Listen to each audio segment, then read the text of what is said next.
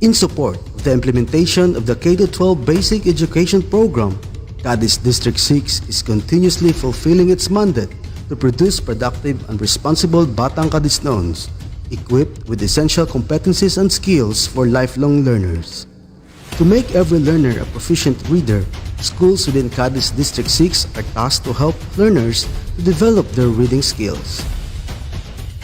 Pagbasa ni Juan Dalan sa Kauswagan was conceptualized and anchored in the 3bis National Initiative Hamon, Bawat Bata, Bumabasa. It signifies partnerships and collaboration with community and stakeholders to work hand in hand to attain the goal of this program.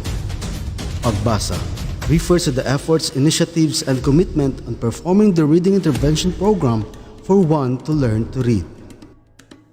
One is a bona fide pupils of schools in District 6 leading the intervention.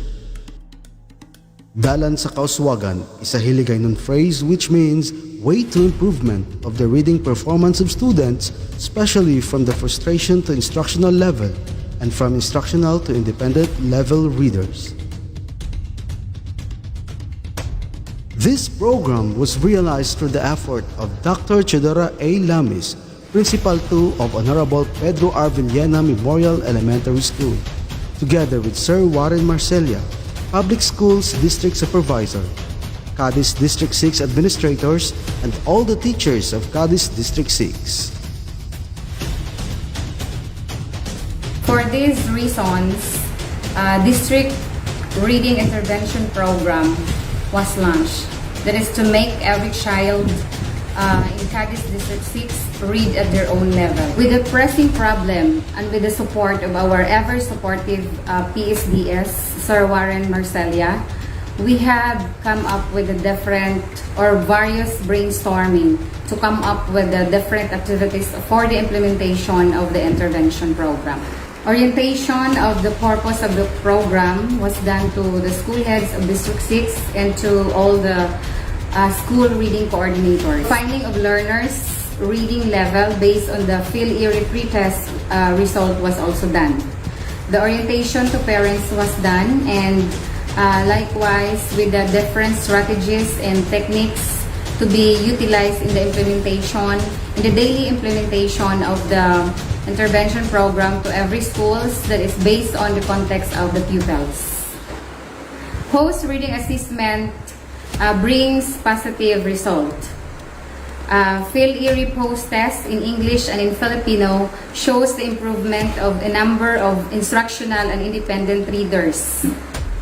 Reading intervention program, Pagbasa ni Juan Dalan sa Kauswagan, was an effective tool in ensuring the reading progress of our children in District 6. Indeed, it takes a village to educate a child. Collaboration made the project possible. It inspired teachers, parents, and all the members of the school community to work hand in hand for our learners' progress in reading. Parents, teachers, stakeholders really played a vital role in the reading performance of our children. May the efforts and initiatives of teachers and parents and the school community be as productive as the first year of implementation. Consistency of the project essential activities on its pre, during, and post-implementation should be done to achieve the desired outcomes.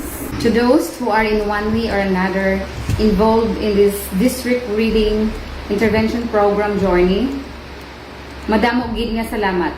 Basta District 6, mabagsik! Amidst pandemic, Cadiz District 6 continuously supports and provides innovations to reach their pupils in bridging the gap in reading and literacy. Thus, Pasitib exists. Good day!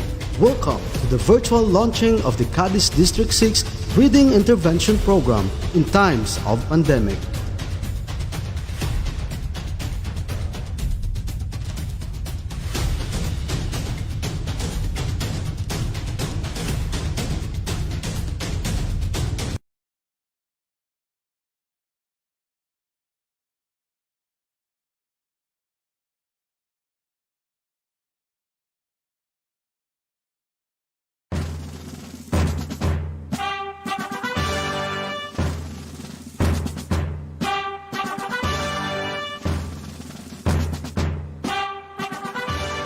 mga kababayan, ang pambansang awit ng Pilipinas. Bayang magiliw, Pres na silanganan, alab ng puso, sa titig mo'y buhay. Lupang hinirang, kwento ng magiting, sa manlulupit, di ka pasisiit. Sa dagat at bundok, sa simoy at sa langit mong bugaw, may nilagang tula at awit sa paglayong minamahal.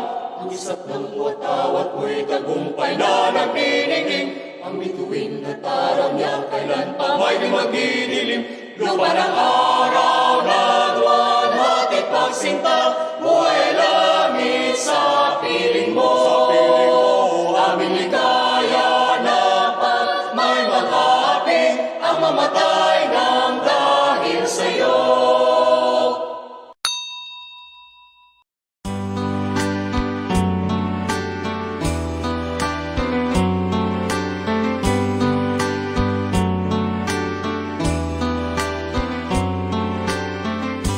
Lord, I've come to you.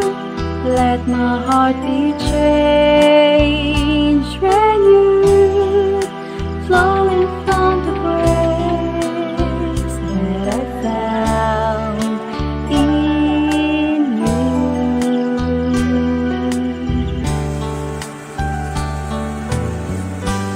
Lord, I've come to know the weaknesses I see in me will be stripped away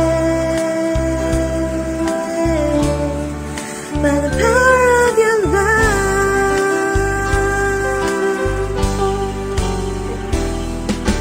Hold me close, let your love surround me.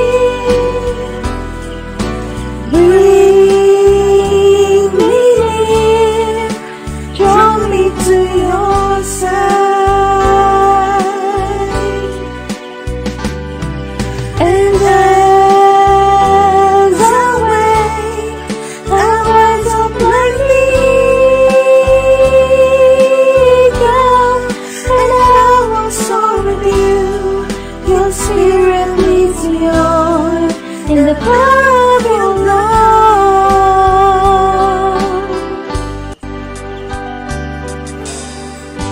Lord, unveil my eyes, let me see your face to face, the knowledge of your love as you live in me.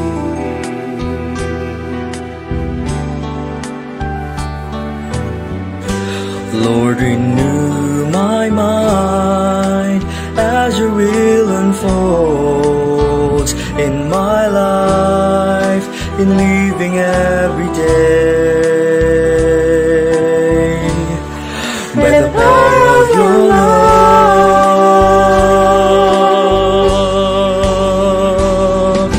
hold me close, let your love surround me. Bring me near, draw me to your side.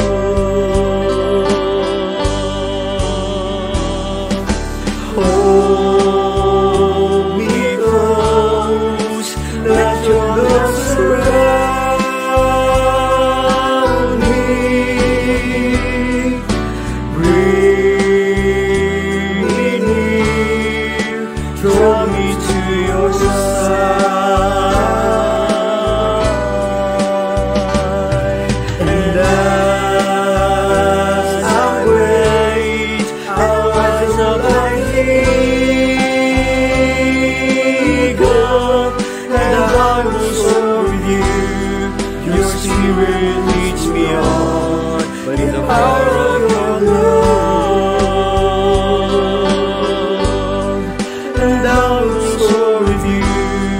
Your spirit leads me on in the power of your love. And I'll soar with you. Your spirit leads me on in the power of your love.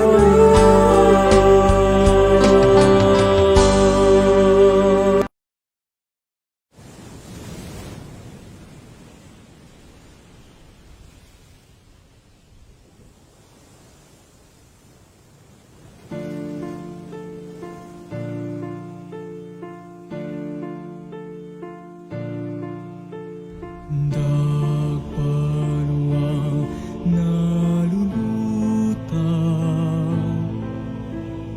kadis ang imong alam,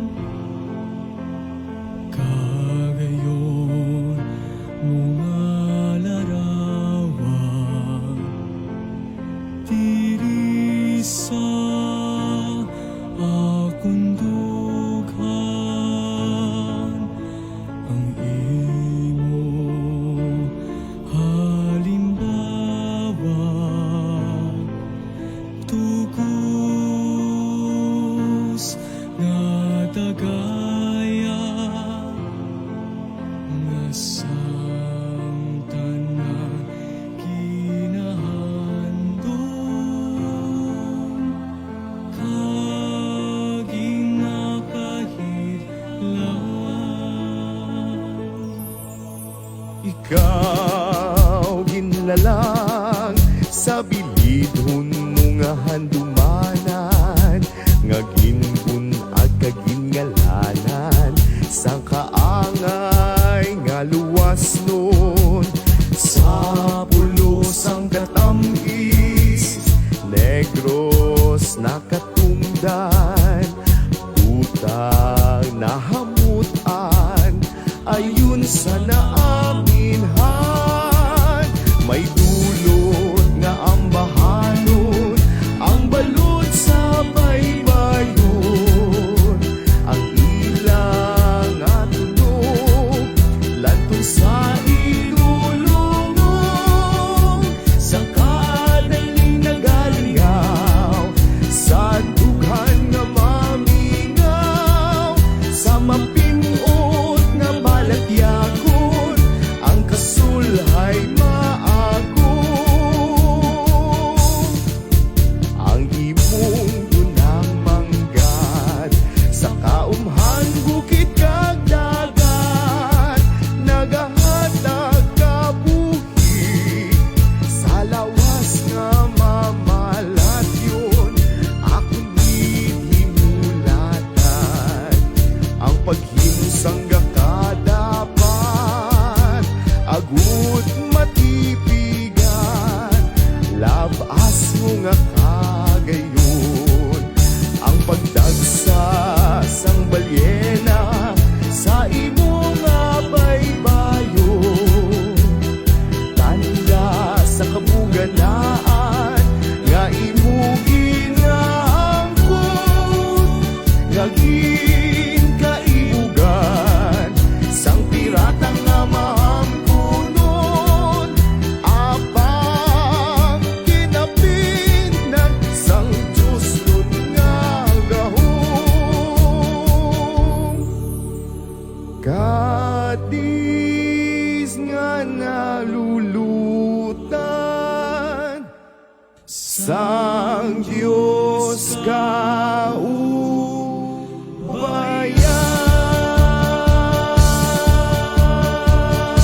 Binis kanis, ugyon kanis nun.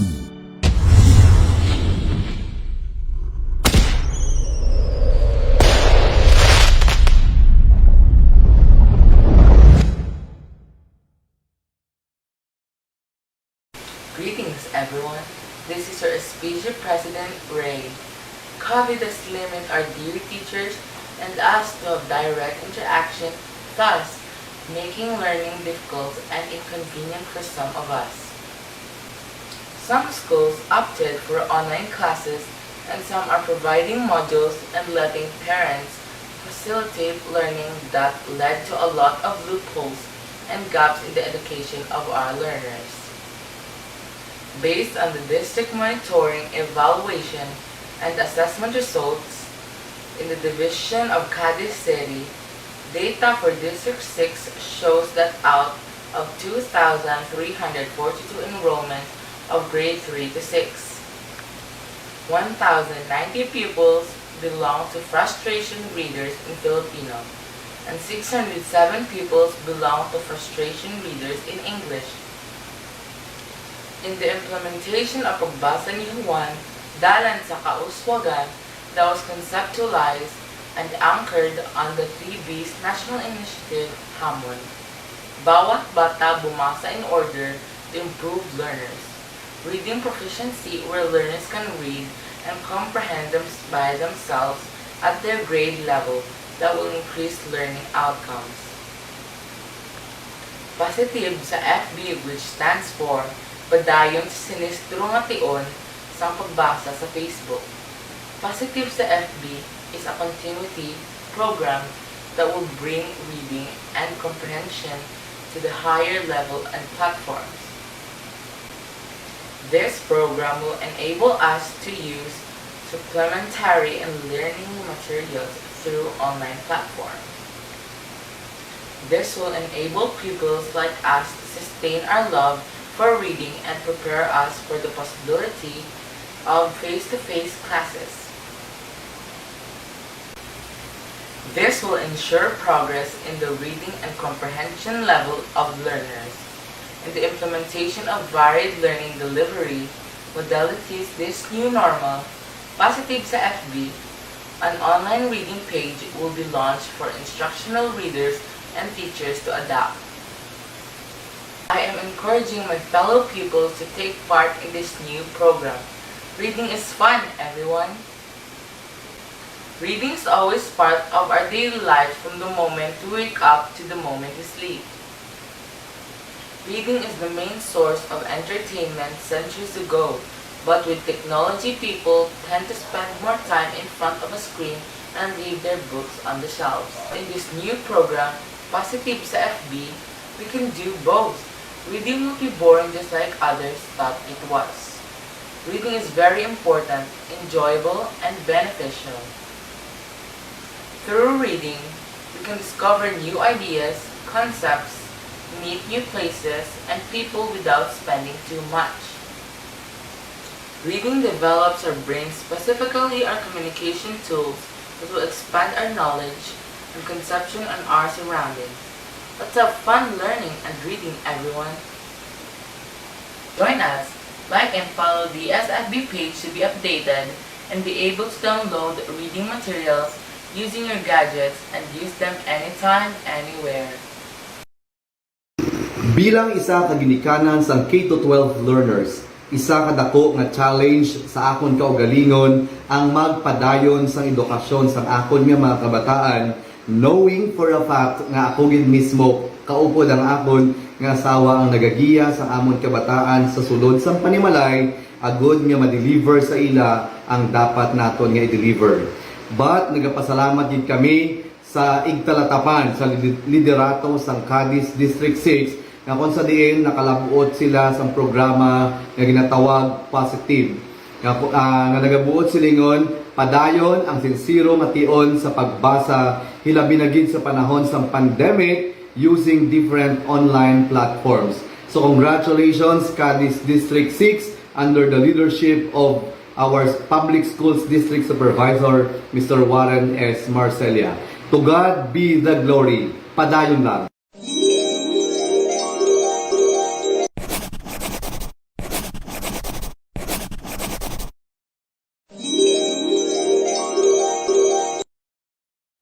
Our Schools Division Superintendent, Dr. Mayorolini M. Artilio, our Assistant Schools Division Superintendent, Sir Julito Felicano, our Studio Chief, Sir Edgardo Shatan, our education leaders, our teachers, our learners, the entire DepEd Cadiz City learning community, a pleasant, blessed, productive, and COVID-free morning to each and everyone.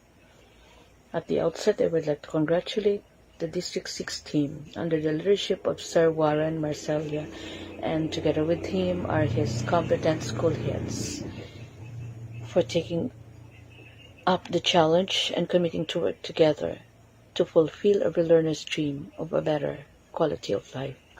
Through this program, District 6 Reading Intervention in Times of Pandemic, Pasitib sa FB, Padayun, ang Sinsiro nga tion sang Pagbasa sa Facebook. Through this program, you are providing opportunities for our learners to gain a better access to education and at the same time freeing them from the bandage of literacy. I am greatly impressed by the effort to reach out all learners so that no one will be left behind. The path you choose to take may not be that easy, but take comfort in the strength that each one of you will bring to bear. The level of collaboration to this program is equally fascinating.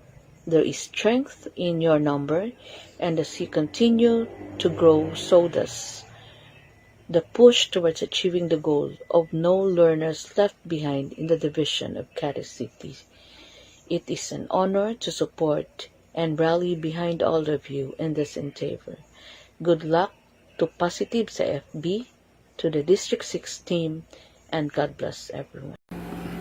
To our supportive Schools Division Superintendent, Dr. Maria Lorlini, M. Ortelio, CISO 6, CID Chief, Dr. May Pascual, School Governance Operation Division Chief, Sir Ed Shiaton, very active and dedicated PSDS of District 6, Sir Warren Marcelia, Program Holder, Ma'am Lucent, competent school administrators of District 6, teachers, parents, pupils, good morning.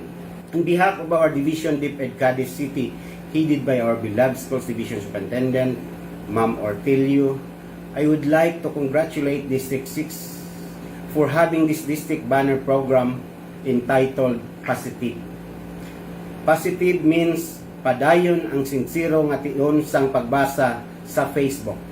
Is an online reading platform which aims to address the problem in reading, especially these trying times.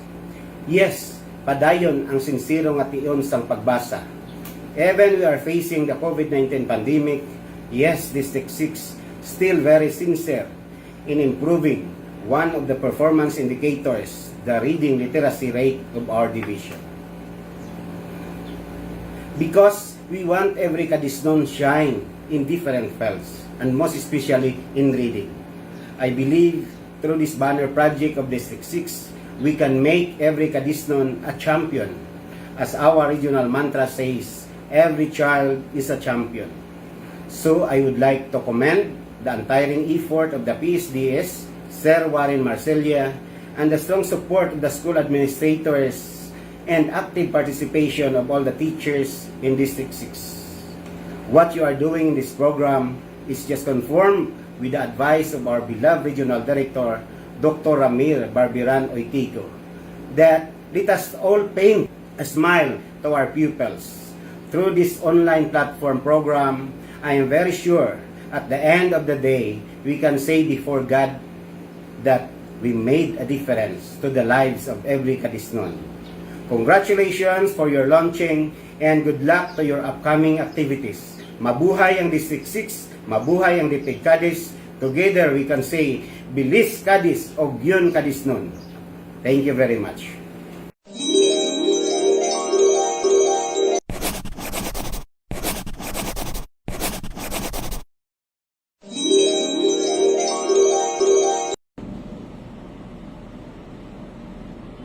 A happy and wonderful day to the beautiful people of District 6, to the District Supervisor, Mr. Warren Marcelia, to all the principals of District 6, Sir Paul G. Castor, Ma'am Lucent Ligarde, Maria Fe Cañete, Chudora Lamis, Jinx Villas, Erickson Delicana, and Mark Petran.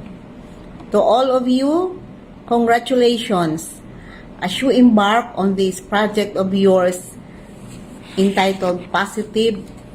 I congratulate you for having started this project. Pasitib, a program wherein you will give reading materials to our learners, is a worthy endeavor. Pasitib means Padayun ang sinsero nga tion sa pagbasa sa Facebook. And this online reading program will address the problem in reading in District 6. So to the school heads and to the learners of District 6, may you reach your skills, achieve your goals for this project, to develop the skills of our learners in reading and comprehension, and give them opportunities for talented teachers to publish their supplementary materials so that we can continue our distance learning. So to the teachers, my congratulations also. Nothing can replace the presence of a teacher in a classroom. And I believe that through this activity, in one way or another, you can connect with your learners. Our teachers can connect with the learners. So, by teaching, we perform the greatest act of optimism. The dream begins with a teacher who believes, who tugs and pushes and leads the learner to achieve the goals that our Department of Education has set up for all our learners. You teachers are the champions of our learners. Every child deserves a champion, an adult who will never give up on them, who understands the power of connection and insists that they become the best that they can possibly be. And so it's you teachers who are the champions of our learners. And because you are champions, our learners are also champions. As the mantra of our regional director, Dr. Ramir Oitico, states, where every child is a champion. So we say, with your project Pasitib, every learner in District 6 is a champion. You can teach a student a lesson for a day, but if you can teach him to learn by creating curiosity, he will continue the learning process as long as he lives. And so, through your project, you will create positive vibes and positive results in our learners. So my congratulations to you. Good work, District 6.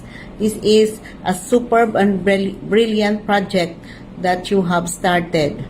May we continue this passion for excellence and passion for helping our learners to learn.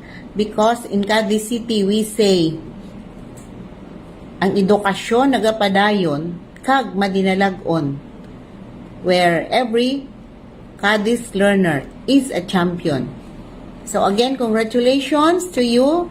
May the Lord God guide us in all our endeavors as we traverse this pandemic. We will succeed because we all want to succeed. And so again, my kudos for all the efforts that you have made for this project. Bilis kadis, og yun kadis nun. Mabuhay and God bless us all.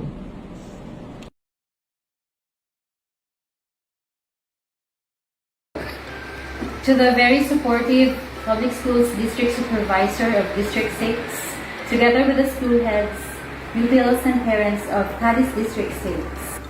To the Education Program Supervisors, to all the PSDSS, to the Chief in SGOD, Sir Edgardo Shaton, Chief in CID, Doc May Pascual, to our OIC Assistant Schools Division Superintendent, Sir Jolito L. Falicano, and to our Schools Division Superintendent, Dr. Maria Lordini M. Ortilio, a pleasant morning to everyone.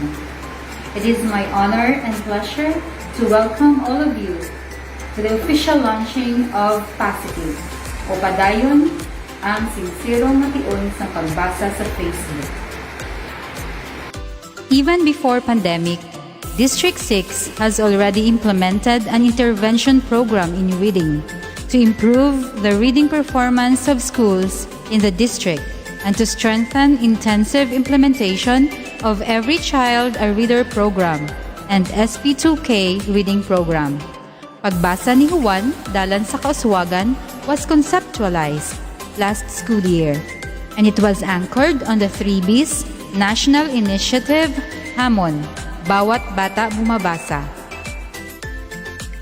It was geared on achieving improved learners' reading proficiency, where learners can read and comprehend independently at their grade level and will ultimately result to increased learning outcomes.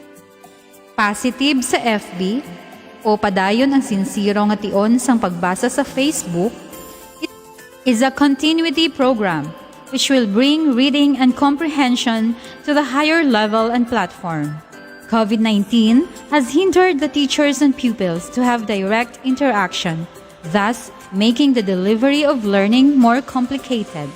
Providing learning modules and letting parents facilitate learning has led to a lot of loopholes and gaps in the education of our learners.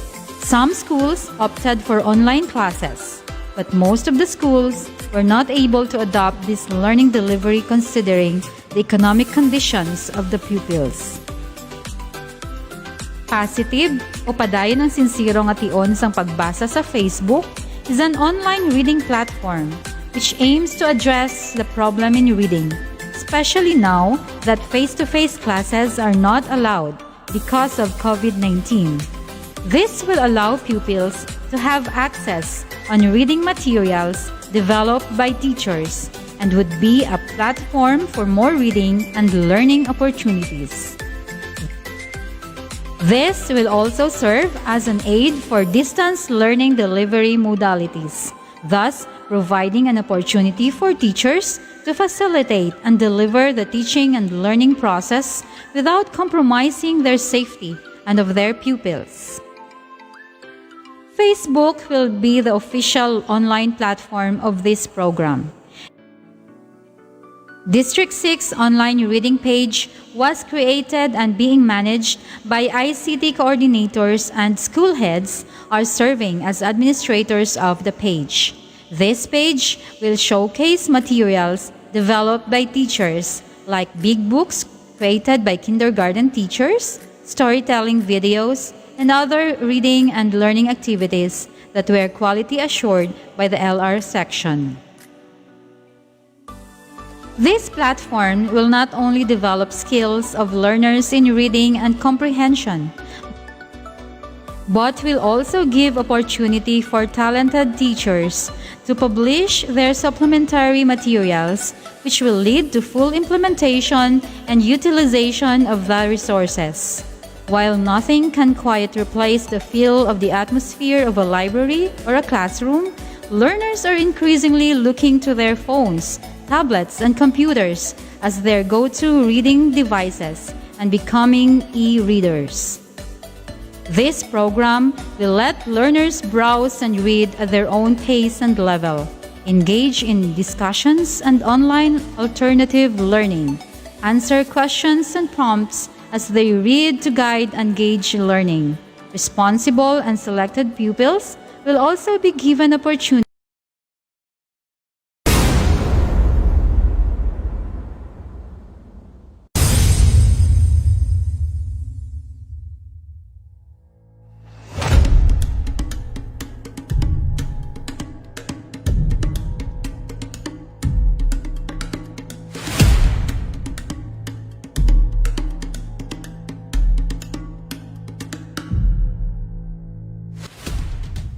In support of the implementation of the K-12 Basic Education Program, Cadiz District 6 is continuously fulfilling its mandate to produce productive and responsible Batang Cadisnoons, equipped with essential competencies and skills for lifelong learners.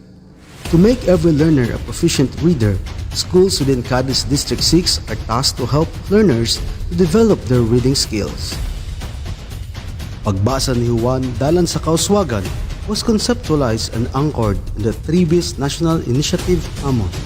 Bawat bata, umabasa.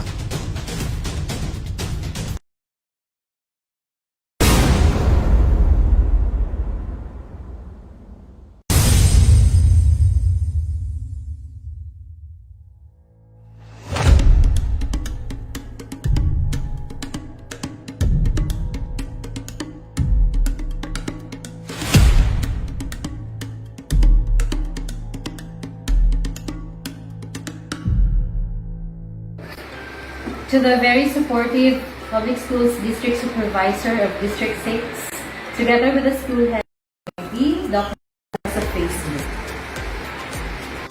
Even before pandemic,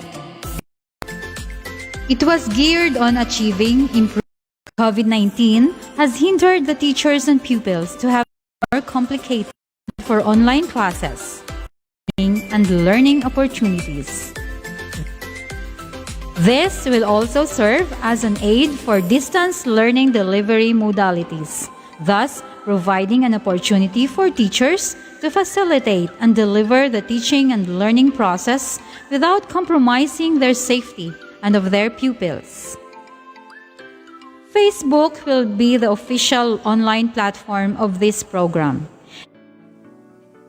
District 6 online reading page was created and being managed by ICT coordinators, and school heads are serving as administrators of the page.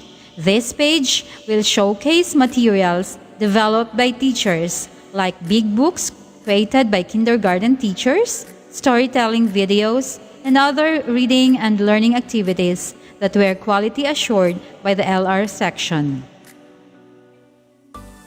This platform will not only develop skills of learners in reading and comprehension, but will also give opportunity for talented teachers to publish their supplementary materials, which will lead to full implementation and utilization of the resources. While nothing can quite replace the feel of the atmosphere of a library or a classroom, learners are increasingly looking to their phones, tablets, and computers as their go-to reading devices and becoming e-readers. This program will let learners browse and read at their own pace and level, engage in discussions and online alternative learning, answer questions and prompts as they read to guide and gauge learning. Responsible and selected pupils will also be given opportunity to publish their own work with the careful facilitation of teachers. For the pupils without access to internet and FB, they will be provided with USB that contains copy of reading materials.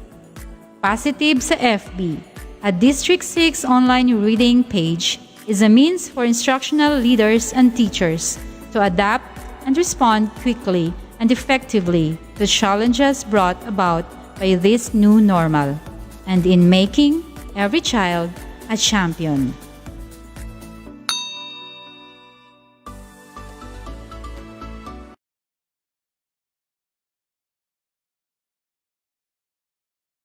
To all the teachers, pupils, parents, and school heads, to my fellow instructional leaders, APS and PSDSs, to our CED Chief, Doc Ni Pascual, SGOD Chief, Sir Edgardo Siaton, to our OIC, ESDS, Sir Jolito Filicano, and to our Schools Division Superintendent, Maria Lorleni M. Ortilio. Good morning. Reading is very important in learning because if a child knows how to read, comprehension and learning is possible.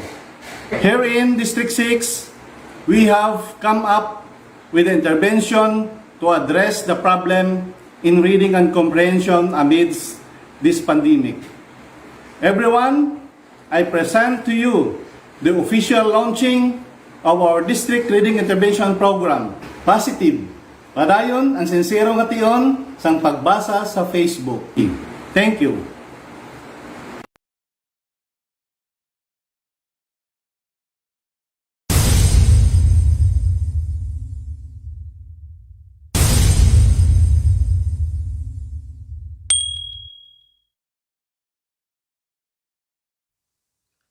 Si Enteng kag ang lagting. Ginsulat sa mga manunudlo sang General Anisito Lacson Elementary School. Ginlaragway ni Reno L. Villavicencio. Ginduagan ni Mark D. Pitran. Ginkaayo ni Annalie J. Lobaton. Para sa bata nga manugbasa, ginhimo ini nga libro para sa imo. Ini nahanungod sa isa ka bata nga gusto magbulig sa iya panimalay.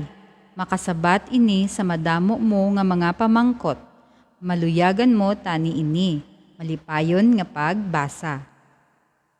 Ang mga tagsulat. Mga katuyuan.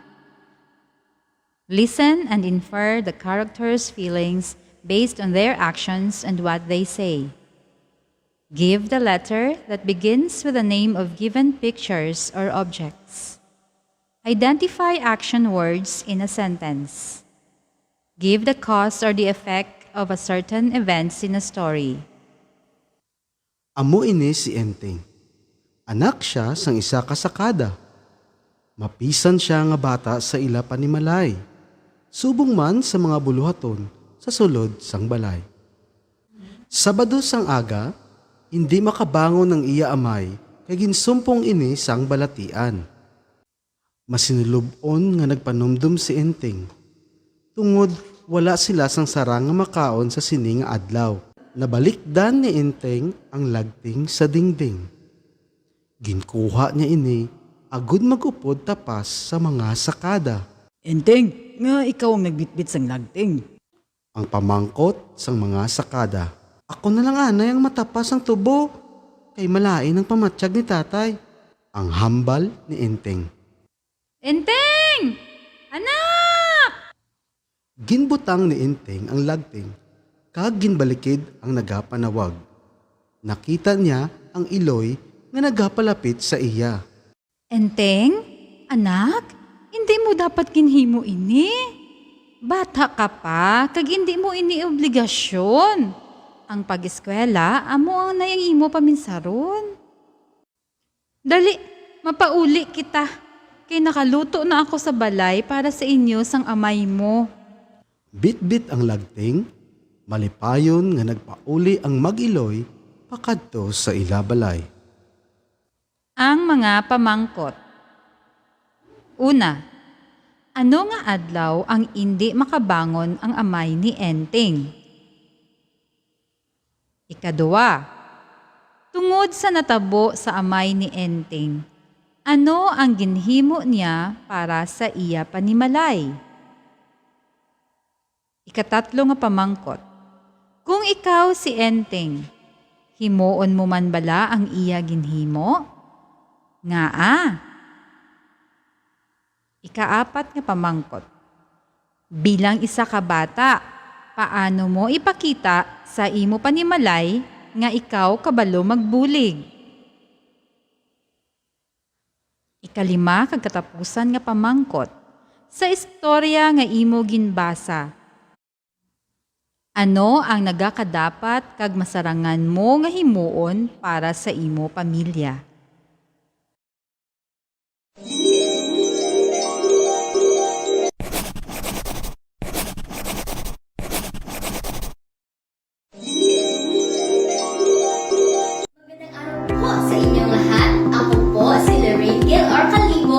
Grade 6 SSES ng Cadiz West 2 Elementary School, Cadiz City. Ako po ngayon ang iyong tagapagsalaysay ng kwento. Ang pamagat ng kwento ay Ang Mahiwagang Violin. Muling isinalaysay ni Christine S. Belen at inulit ni Frances C. Alcaraz.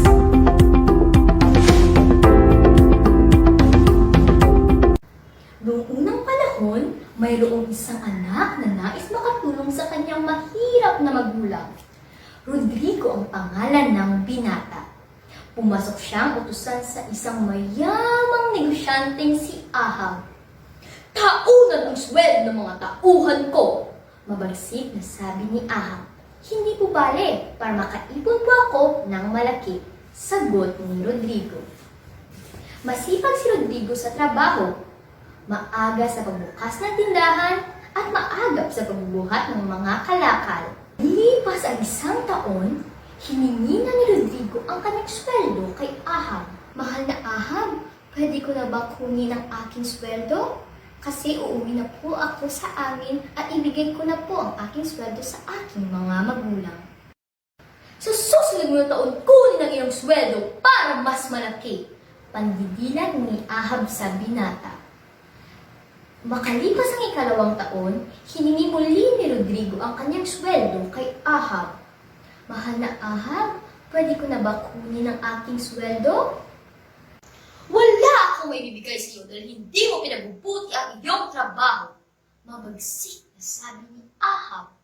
"Hindi po totoo yan! Pinabubuti ko po ang aking trabaho," galit na sagot ni Rodrigo. "Hito ang 2 piso! Bayad sa 2 taong mong serbisyo! Makakaalis ka na!" Sabay talikod ng malupit na amo. Walang nagawa si Rodrigo. Umalis siyang dala-dala ang 2 piso. Sa di kalayuan, may nakita si Rodrigo isang matandang babaeng pulubi. Hinang-hina ito sa gutom. "Halos 3 araw na ako hindi kumakain," pabulong ng matapat ng matandang babae kay Rodrigo. Naawa si Rodrigo, kaya binilhan niya ng pagkain at binigay pa ang natirang piso sa matanda. Natuwa ang matanda, kaya bilang gantimpala, binigyan siya ng isang mahiwagang violin. Ang sinumang makarinig ng tugtog nito ay sasayaw ng walang tigil. Bumalik si Rodrigo kay Ahab. Tinugtog niya ang violin. Sumayaw si Ahab, paikot-ikot at pa-kending-kending pa. "Parang awa mo na! Itigil mo na ang pagtugtog! Babayaran na kita!" Ngunit, hindi pa nakalayo si Rodrigo ay hinuli na siya ng mga sundalo. "Ayan ang magnanakaw! Hulihin niyo at ikulong!" Nahatulang bitayin si Rodrigo sa gitna ng plaza. "May nais ka bang hilingin bago ka mamatay?" tanong ng hukom. "Gusto ko po sanang tugtugin ang aking violin sa huling pagkakataon." Namutla si Ahab. Tinugtog ng binata ang violin at sumayaw ang buong bayan. "Tumigil ka na! Magsasabi na ako ng totoo!" sigaw ni Ahab. Inamin na ni Ahab sa buong bayan ang ginawa niya kay Rodrigo. Nakulong siya at binayaran si Rodrigo ng 2 taong niyang serbisyo. Ano kaya sa palagay niyo ang ginawa ni Rodrigo? Umuwi siya sa kanyang mga magulang, dala-dala ang 2 taong sweldo at ang mahiwagang violin. Maraming salamat sa inyong pakikinig. Sana ay may natutunan kayong magandang aral. Sa muli, ito po si Lorengel Acalibo ng Cadiz West 2 Elementary School. Good day, children! Today, I'm going to tell you a beautiful story. Listen attentively and enjoy. Goldilocks and the 3 Bears. Once upon a time, there was a little girl named Goldilocks. She went for a walk in the forest. Pretty soon, she came upon a house. She knocked on the door. And when no one answered, she walked right in. At the table in the kitchen, There were 3 bowls of porridge. Goldilocks was hungry. She tasted the porridge from the first bowl. "This porridge is too hot," she exclaimed. So she tasted the porridge in the second bowl. "This porridge is too cold," she said. So she tasted the last bowl of porridge. "Ah, this porridge is just right," she said happily, and she ate it all up. After she'd eaten the 3 bears' breakfasts, she decided that she was feeling a little tired. So she walked into the living room where she saw the 3 chairs. Goldilocks sat in the first chair to rest. "This chair is too big," she exclaimed. So she sat in the second chair. "This chair is too big too," she whined. So she tried the last and smallest chair. "Ah, this chair is just right," she sighed. But just as she settled down to the chair to rest, it broke into pieces. Goldilocks was very tired by this time. She went upstairs to the bedroom. She lay down in the first bed, but it was too hard. Then she lay down in the second bed, but it was too soft. Then she lay down in the third bed, and it was just right. Goldilocks fell asleep. As she was sleeping, the 3 bears came home. "Someone's been eating my porridge," growled the Papa Bear. "Someone's been eating my porridge," said Mama Bear. "Someone's been eating my porridge, and they ate it all up," cried the baby bear. "Someone's been sitting in my chair," growled Papa Bear. "Someone's been sitting in my chair," said the Mama Bear. "Someone's been sitting in my chair, and they've broken it to pieces," cried the baby bear. They decided to look around some more, and when they got upstairs to the bedroom, Papa Bear growled, "Someone's been sleeping in my bed." "Someone's been sleeping in my bed too," said the Mama Bear. "Someone's been sleeping in my bed, and she's still there," exclaimed the baby bear. Just then, Goldilocks woke up. She saw the 3 bears. She screamed, "Help!" And she jumped up and ran out of the room. Goldilocks ran down the stairs, opened the door, and ran away in the forest. She never returned to the home of the 3 bears ever again. Children, what do you think is the moral lesson of the story? The moral lesson of the story is that individual actions can hurt others, especially when one person uses or destroys another person's property. We should always remember the importance of self-control and respecting others. This is Mom Lucille saying good day and God bless. Keep safe, everyone!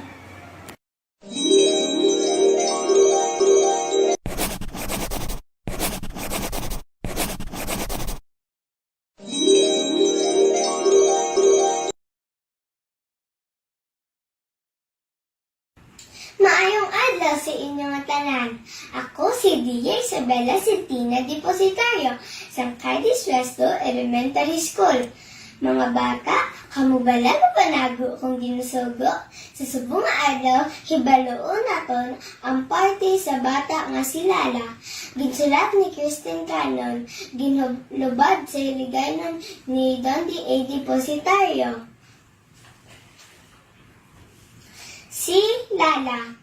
Lala, Lala, diin ka naman nagapanago. Lala, Lala, pagsunod na sa balay, kagi na kapagahampang sagwa, kag magpaligo ka na anak.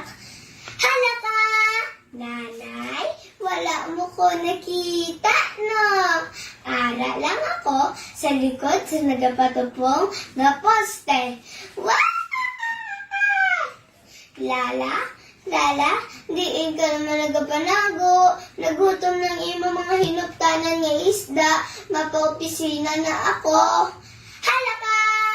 Tatay, wala mo ko nakita, no? Ara lang ako sa ibabaw sang aparador. Wow! Lala, sa diin ka gid bala. Lalan, ang imo pagkaon ara na sa lamisa, kagina pa nakasukad. Hala ka! Manang bebeng, wala mo ko nakita, no? Ara lang ako sa sulod sa mga nilaban. Wow! Lala, diin ka naman nagapanago. Kagina paggahulat ang tricycle sa agwa. Sige ka, maulihigit sa klase. Hala ka! Manong Ray, wala mo ko nakita, no? Ara lang ako sa kilid sa ngiligdaan. Wow! Lala, diin ka naman nagapanago. Mabaka nakita sa imo nga bayo. Hala ka! Wala mo ko nakita, no? Ara lang ako sa sulod sa akong mga halampangan. Wow! Ay, wala pa ako nakita ni nanay. Kagina pa ako di gahulat sa iya. Isahan na ako di ka oras. Sige na lang, magwa na lang ko di. Nanay!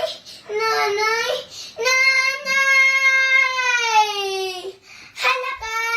Lala, abi mo, hindi ta ka makita, no? Sige na anak, tama na ina.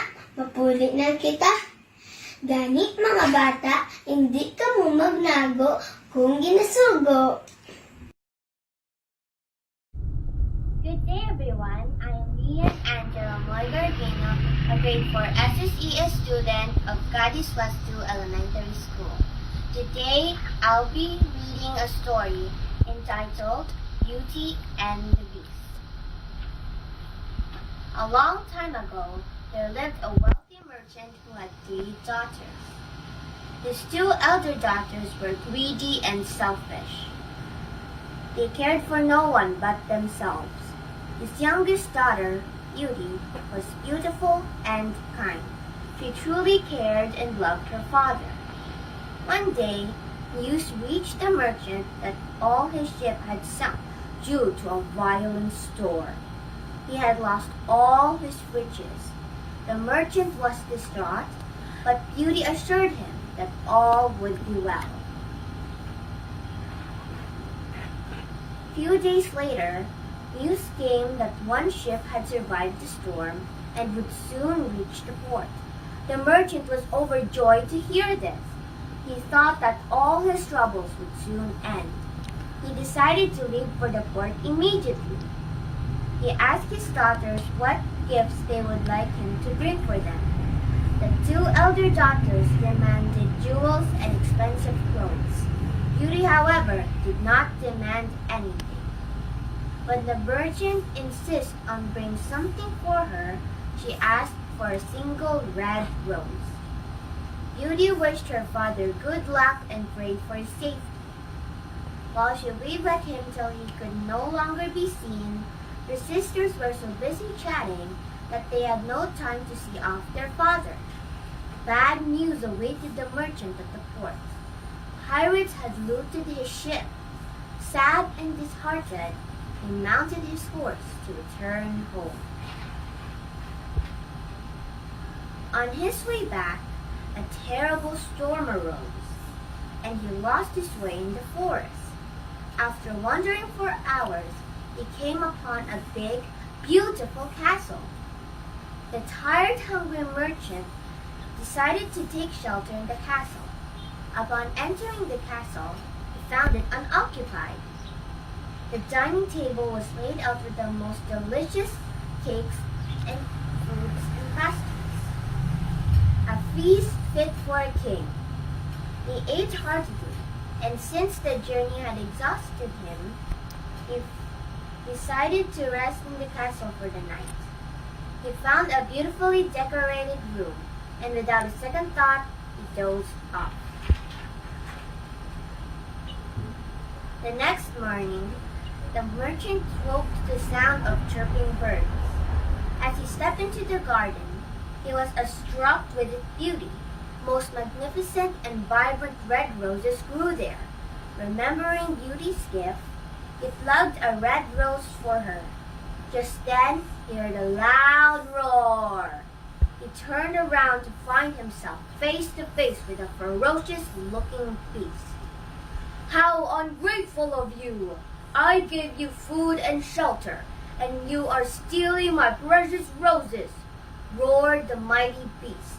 "Forgive me, sir," pleaded the merchant. "I did not wish to steal anything. My daughter had asked me for a rose, so I just plucked one out for her." "All right," said the beast. "Send your daughter to me. If she does not agree to come, you must return to die." The frightened merchant immediately set out for home. He was sure he would never send Beauty to the beast. When he reached home, he gave Beauty the rose and told her about his encounter with the beast.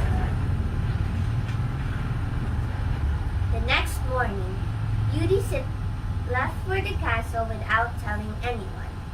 She was stunned to see the beautiful castle, but the sight of the beast scared her. The beast gave her the room that had a breathtaking view of the splendid garden.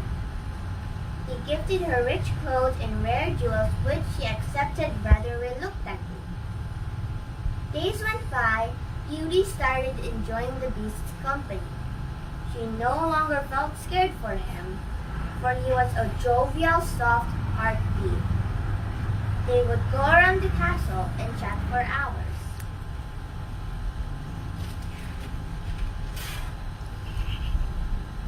One evening, the beast saw Beauty standing in the balcony, lost in deep thought. When he asked her the reason behind her sadness, she told him that she was missing her father and wanted to see him. The beast took her to an antique mirror in the attic. He told her to look in the mirror and think of her father. As she did, she saw her father lying on bed. He looked very ill. Beauty broke down and began crying bitterly. The kind beast consoled her. "Beauty, you must go home to visit your father. Nurse him back to health. But promise to return to me when he recovers from his illness. I love you deeply. I shall die if you do not return soon." Promising to be back, Beauty left for her father's home.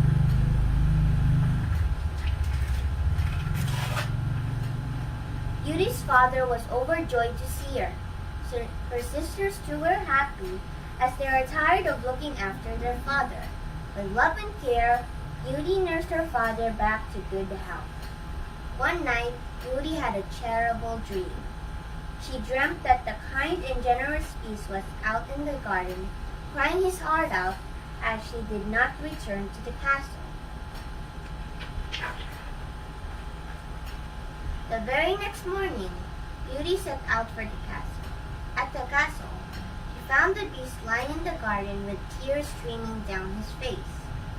Touched by his immense love for her, she said, "I shall marry you, for you are a noble soul and your love for me is true."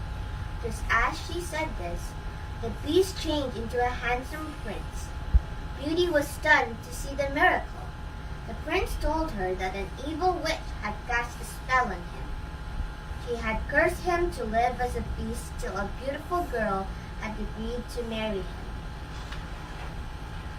Next day, Beauty married the handsome prince. They lived happily ever after in the castle surrounded with their favorite red roses. Thank you for listening to my story.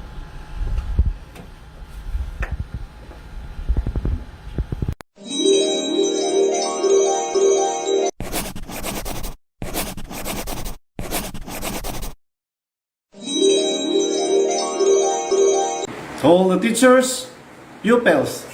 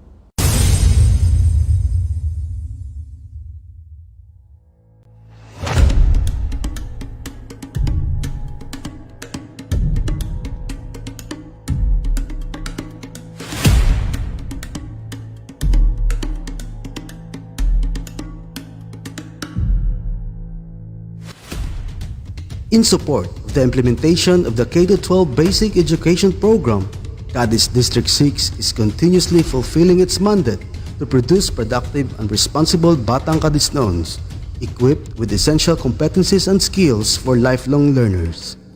To make every learner a proficient reader, schools within Cadiz District 6 are tasked to help learners to develop their reading skills. Pagbasa ni Juan Dalan sa Kauswagan was conceptualized and anchored in the previous national initiative AMO, Bawat Bata Bumabasa. It signifies partnerships and collaboration with community and stakeholders to work hand in hand to attain the goal of this program. Pagbasa refers to the efforts, initiatives, and commitment on performing the reading intervention program for one to learn to read. One is a bona fide pupils of schools in District 6 leading the intervention. Dalan sa Kauswagan is a Hiligaynon phrase which means way to improvement of the reading performance of students, especially from the frustration to instructional level and from instructional to independent level readers. This program was realized through the effort of Dr. Chodora A. Lamis, Principal 2 of Honorable Pedro R. Villena Memorial Elementary School, together with Sir Warren Marcelia, Public Schools District Supervisor, Cadiz District 6 administrators, and all the teachers of Cadiz District 6. For these reasons, District Reading Intervention Program was launched. That is to make every child in Cadiz District 6 read at their own level. With the pressing problem and with the support of our ever-supportive PSDS, Sir Warren Marcelia, we have come up with a different or various brainstorming to come up with the different activities for the implementation of the intervention program. Orientation of the purpose of the program was done to the school heads of District 6 and to all the school reading coordinators. Finding of learners reading level based on the Phil-ERI pretest result was also done. The orientation to parents was done, and likewise with the different strategies and techniques to be utilized in the implementation, in the daily implementation of the intervention program to every schools that is based on the context of the pupils. Post-reading assessment brings positive result. Phil-ERI post-test in English and in Filipino shows the improvement of a number of instructional and independent readers. Reading intervention program, Pagbasa ni Juan Dalan sa Kauswagan, was an effective tool in ensuring the reading progress of our children in District 6. Indeed, it takes a village to educate a child. Collaboration made the project possible. It inspired teachers, parents, and all the members of the school community to work hand in hand for our learners' progress in reading. Parents, teachers, stakeholders really played a vital role in the reading performance of our children. May the efforts and initiatives of teachers and parents and the school community be as productive as the first year of implementation. Consistency of the project essential activities on its pre, during, and post-implementation should be done to achieve the desired outcomes. To those who are in one way or another involved in this district reading intervention program journey, madamo gid nga salamat.